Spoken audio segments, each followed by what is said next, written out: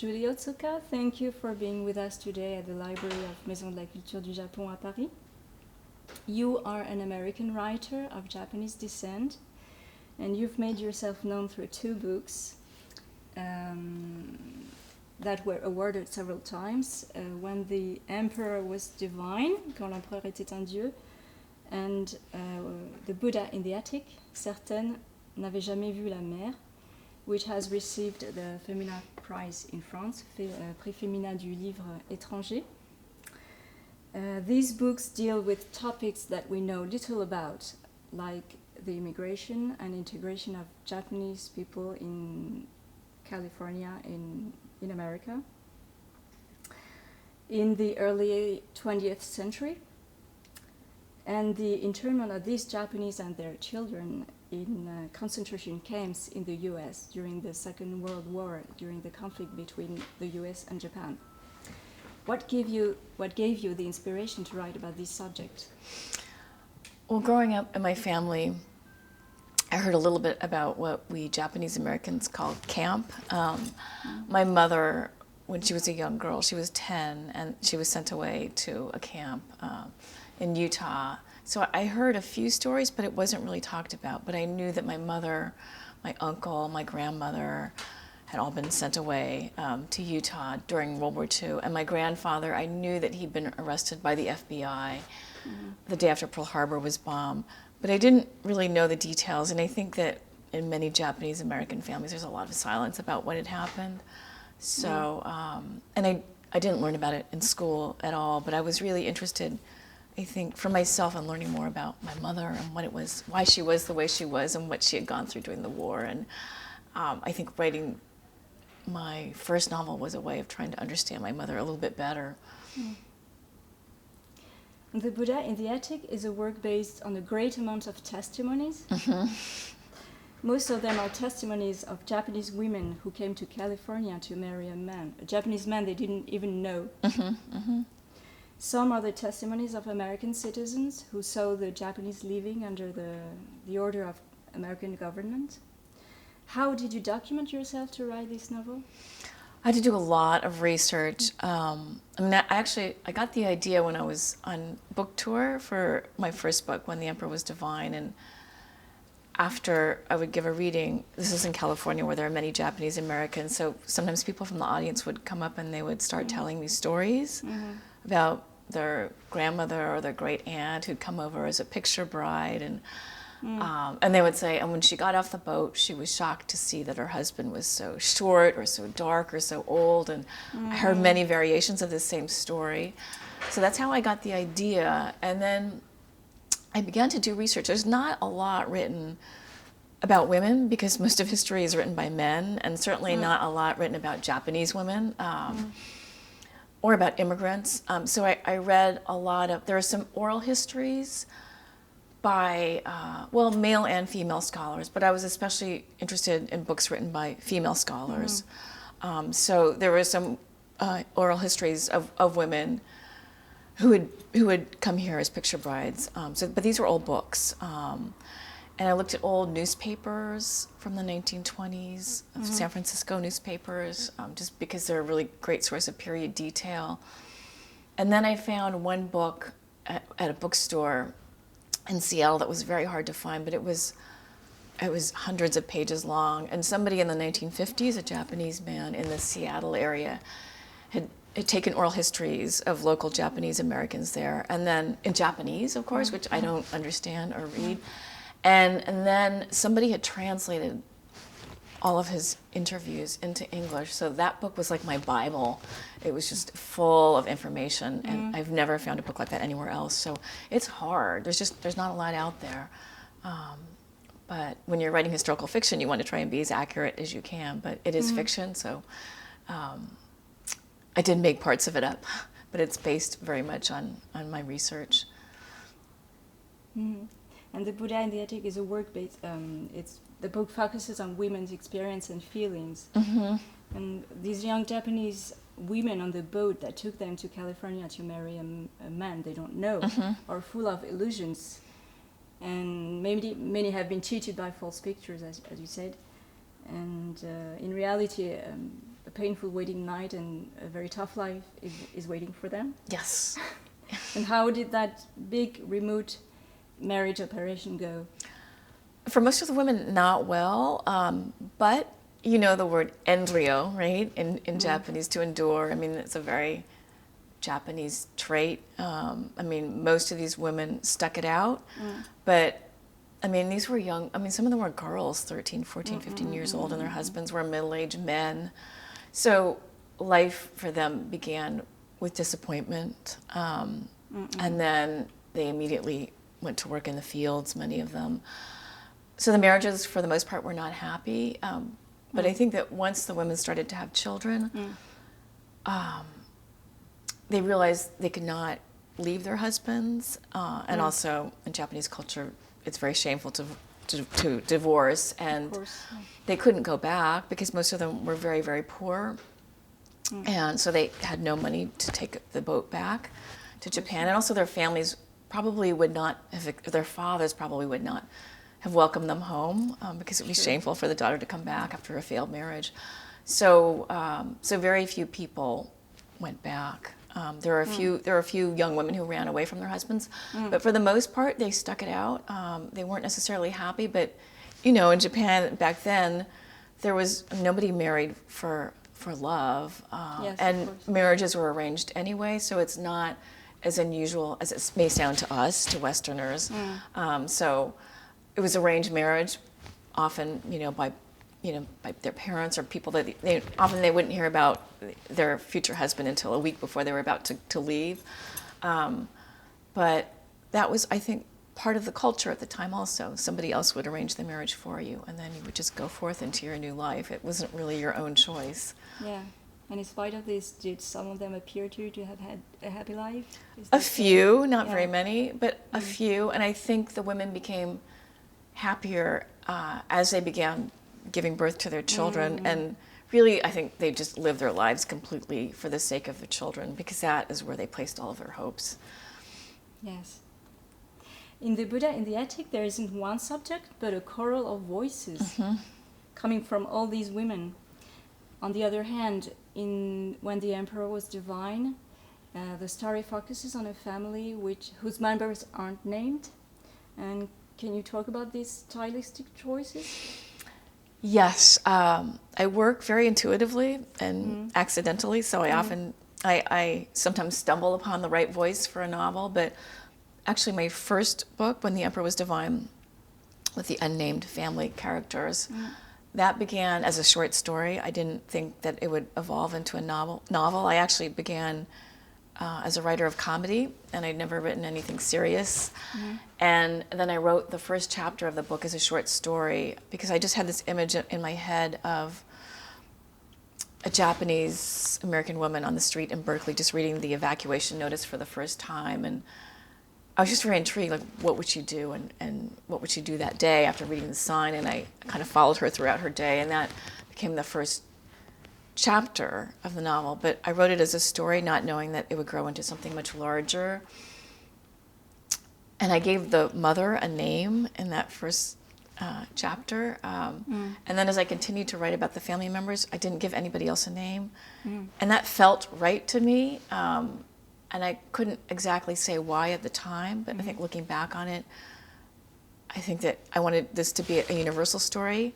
And I like the idea of kind of, as a reader, you enter the story, you're just reading a story about a woman reading a sign. You don't know what her ethnicity is. And I think that's very intriguing, and it allows more people to enter the story.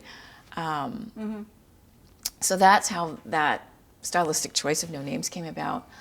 And then when I was beginning to write Buddha in the Attic, also with the first book, I think, because it was my first novel, I think I assumed that a novel should be told in the voice of one person or one character and not in a choral voice. But with the second novel, I at first tried to tell it in the voice of one picture bride, but it was not working. It felt really flat. I knew it was wrong. So I was just stumbling for months. I was trying to figure out how to tell the story because I'd found so many different stories in my research that I wanted to include because they were just fascinating stories. And then one day I was looking through my notes and I saw what is now the first line of the novel. On the boat, we were mostly virgins. And when I saw that line, I thought, aha, that's a great first line for the book. I'll move it up front. And that gave me the idea to use the choral voice. Mm-hmm. So it was by accident that I stumbled upon that one sentence. And then once I began writing in that voice, I knew it was right. It was a lot of fun to use that voice. It's a very large, expansive voice that allows me to tell a very big story, much bigger of a story than I could have told through the voice of one woman alone. Yeah. And maybe it's a way to show the universal side of that, the issue of that community. Right, and as you know, Japanese are a very communal society. It's really not about the individual I at all. So that also seemed right. Mm-hmm. So while they had worked very hard and tried their best to integrate the American society, the Pearl Harbor attack occurs, and Japanese Americans are sent to concentration camps for national security reasons for 4 years in deserted places like Utah. Mm-hmm. Meanwhile, their fields, their shops, their houses degrade and are looted. So how was the Japanese return to their homes? Did they all have to start over from scratch? The return was worse. I think after the war was more difficult for the Japanese than before the war. And they were even more hated by the end of the war because you had stories coming out in the newspapers about Japanese soldiers in the Philippines torturing civilians there and the Japanese POW camps. And and coming back, you have to remember also that by law in America, Japanese immigrants could not own land. So most of them did not own their homes, and they had no homes to return to after the war. So many of them lived in temporary trailer camps for a while, or in church basements, or in hostels, and they had no money. They'd lost everything that they'd saved up before the war. And most of the fathers who came back, the Issei men, they were a little bit too old to start over. They were in their 50s and 60s.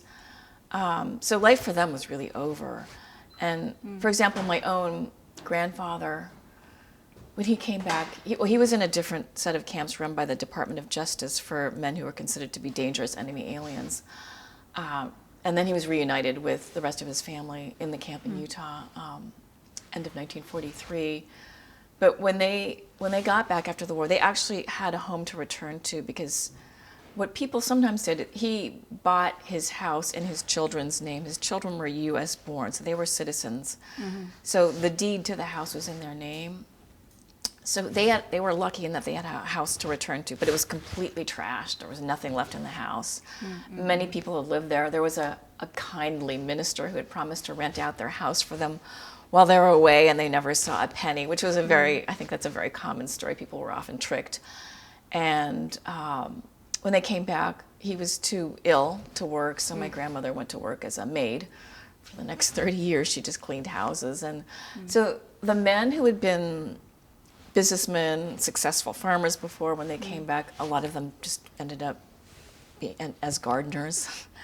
And many women went, who weren't, the women before the war often were working as domestics, and they came back. And my grandmother, for example, was a maid. And so they were poor. They lost everything. And they were not wanted either. The Japanese were not wanted back on the West Coast. Really? They were not welcome back. So it was a very, very difficult time. And also nobody would give them work. It's very hard to find a job. Yeah.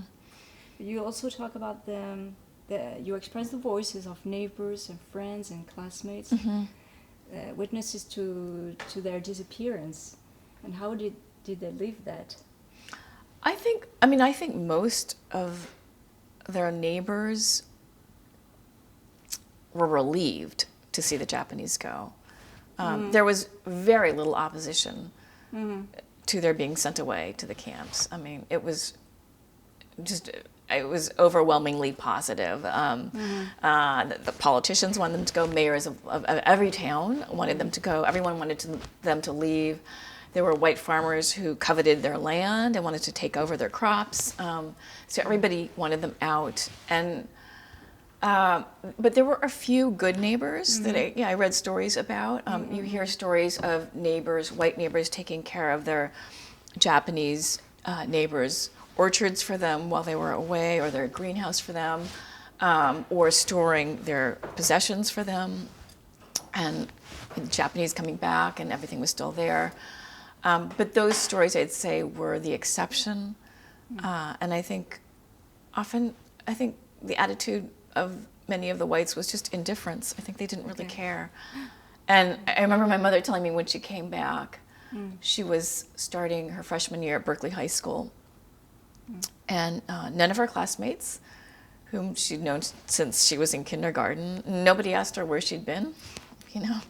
So it was as if, so it was very strange. It was as if she'd never been away at all. Okay. So people were not curious. And how was the question of the internment of the Japanese presented by the authorities? Well, things started very slowly. First, after Pearl Harbor, it started with, there was a registration. So anybody who was Japanese had to register with the government. And they were given a number. My mother's family number was 13611. She remembered that number till very, very late in her life, even though she had dementia. And then a little later, there was a curfew. All Japanese had to stay in their homes from 8 at night till 6 in the morning. And then after that, there was a travel restriction. No Japanese could not travel more than 5 miles from their homes. And then one day, the evacuation notices were issued. So these posters appeared on the telephone poles saying that all Japanese had to leave. So it was an executive order issued by the president. And then within 5, 6, 7 days, the Japanese had to leave. So it was a government order. It wasn't questioned.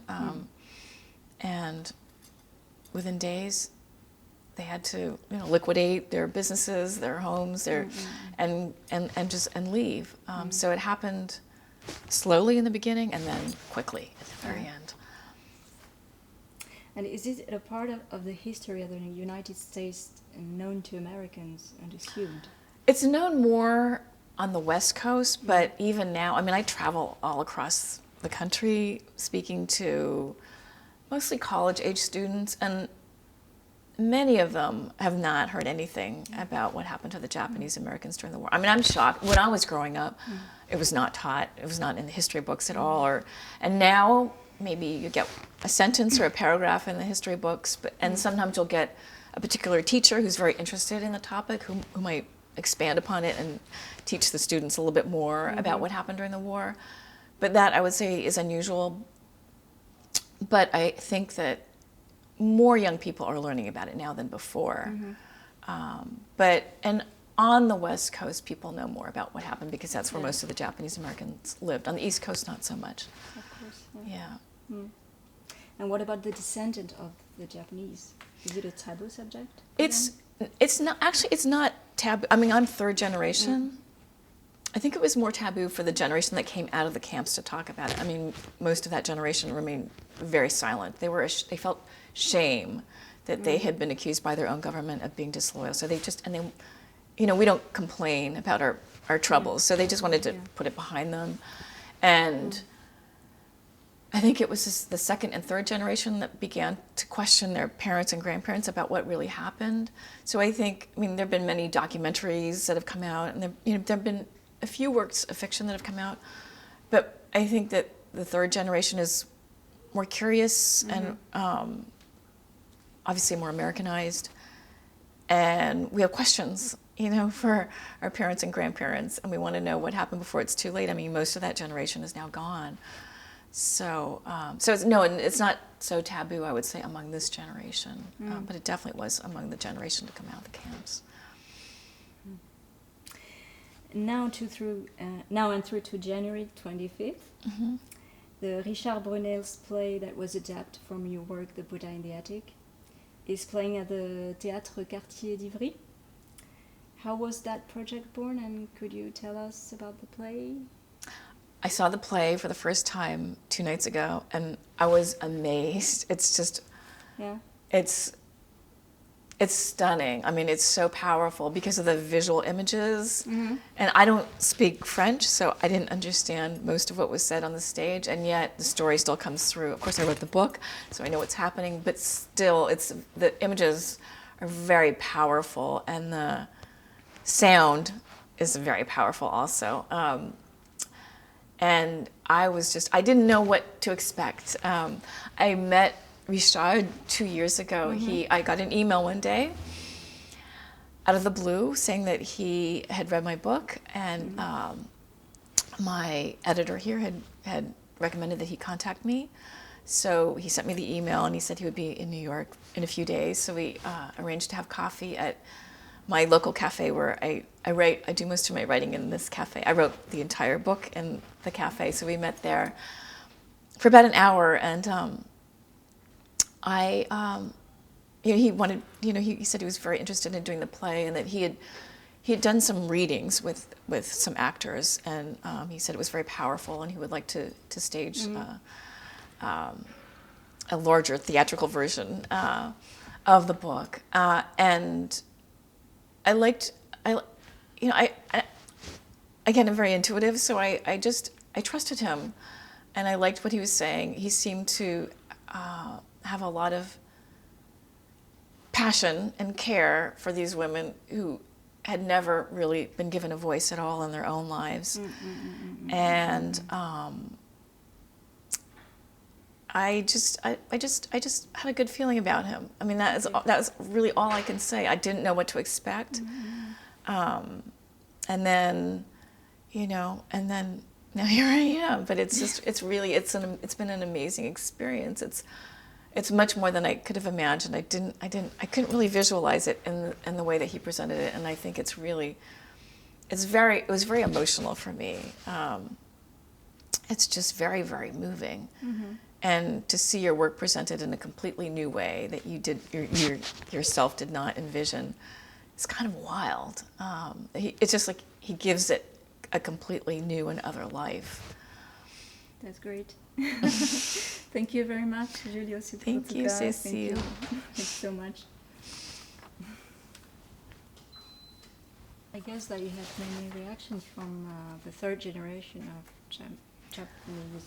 Yeah, no, I was surprised. I mean, because you never know if you get things right, if it's going to ring true. But the reception has been very good. Yeah, because obviously. Yeah, and you can write a great story and nobody will read it. You don't know. You never know right. You never know what kind of a book can be a brilliant, beautiful book and just disappear. So you don't know. But no, there was a lot of interest in the book, and I think people are curious to know, especially now. It's been 100 years, but of course, many people still don't know the story of their grandparents. And I think it's time that their story be put on the page. These women work so hard. I mean, every Japanese American family. I mean, many have a picture bride in their, in their history. It's how our grandparents. It's how they came here. It's how it's how they came to America.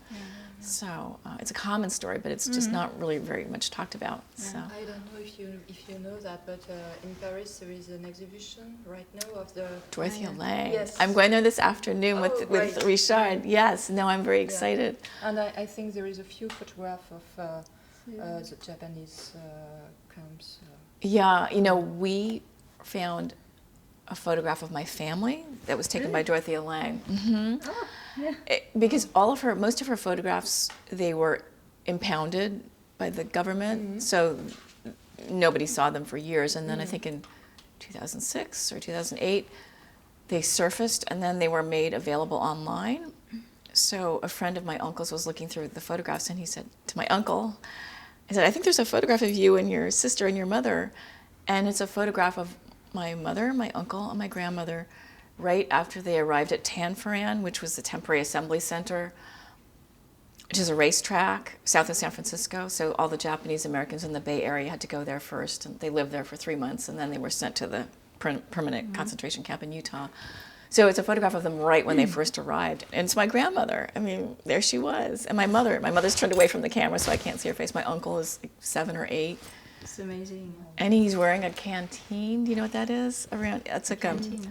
like, you know, like Boy Scouts, they have like a canvas strap or hanging around the neck, and then a mess kit. No, it's a mess kit.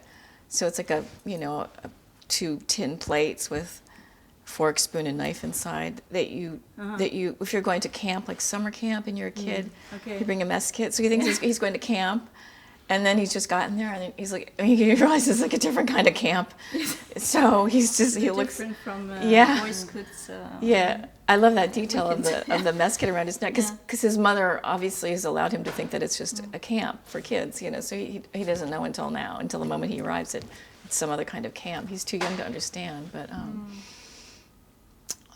it was very strange to see that photograph. It's amazing. Yeah, it is. It was very amazing. I know. There they were.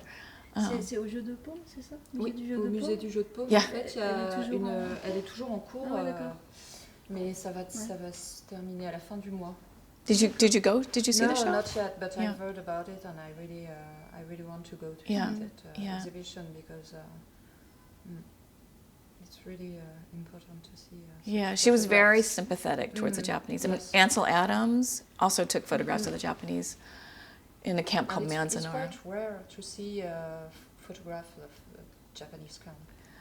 Of the camps, right? Yes. Yeah, I mean, because the Japanese were not allowed to bring cameras, but there are some of them smuggled cameras into the camp, so there are some amazing Kodachrome photographs in amazing wild color. Wow. Yes. Oh yes, I've seen it on the web. Yeah, and the first time I saw those, I was blown away, because we imagine that era in black and white, and this man brought in a camera, and some of the guards actually smuggled film in for this Japanese man. The guards gave him film, and so there are these beautiful pictures in color, and it changes everything. You know, it just changes the way you look at that era. So, photographs are very powerful. Yeah.